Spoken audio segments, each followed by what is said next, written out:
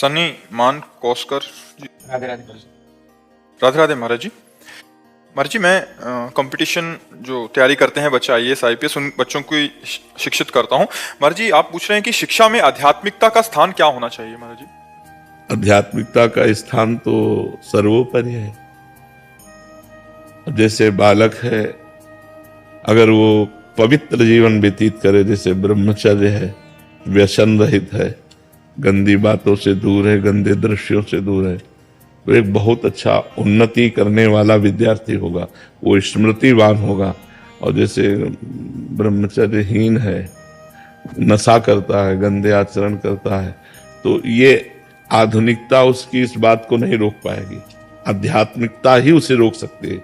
आध्यात्मिकता पवित्रता और भौतिकवाद से ऊपर उठाती है। आधुनिक पढ़ाई भौतिकवाद को पुष्ट करती नहीं, पुष्ट करती।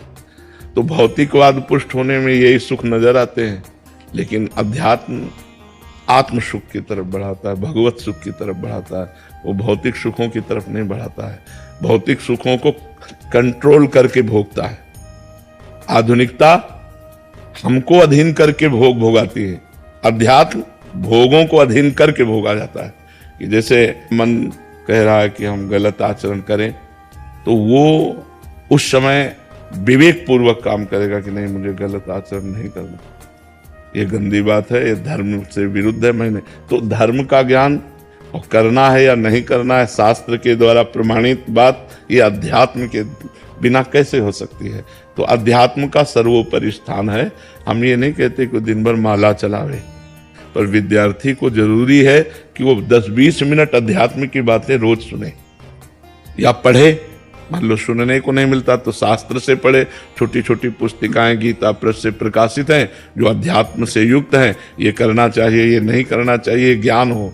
नहीं तो क्या होता है कि खेल खेल में, विनोद विनोद में कहीं ना कहीं हम फंस जाते हैं, और जिससे हम फंसते हैं वो वस्तु व्यक्ति हमारे चिंतन का परिवर्तन करता है। आंतरिक हम कमजोर हो जाते हैं, आंतरिक हमारा चिंतन। तो अब पढ़ाई में जो चिंतन लगना चाहिए प्रसन्न होकर, वो उसमें लग जाता है।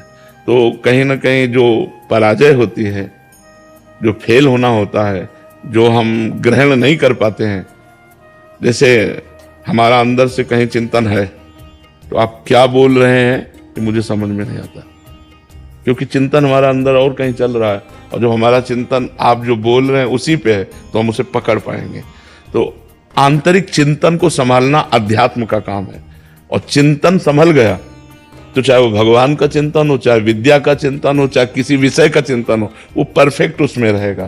तो हमें लगता है विद्यार्थियों को ब्रह्मचर्य से रहना चाहिए जब तक ब्याह ना हो, और व्यसन का त्याग करना चाहिए। कोई नशा नहीं होना चाहिए, और किसी तरह गंदे दृश्यों को देखना, गंदी बातें नहीं होनी चाहिए। तो बहुत अच्छे विद्यार्थी बन जाएंगे, वो उन्नतिशील हो जाएंगे, या वो बहुत अच्छे अध्यापक बन जाएंगे, बहुत अच्छे जज बन जाएंगे, बहुत अच्छे वकील बन जाएंगे, बहुत अच्छे नेता बन जाएंगे। जो पवित्र आचरण है वही अग्रसर हो सकता है, समाज सुख को प्रदान कर सकता है। नहीं तो वो गंदा आचरण वाला, गंदा विचार वाला, वो शोषण कर सकता है, पोषण नहीं। जी।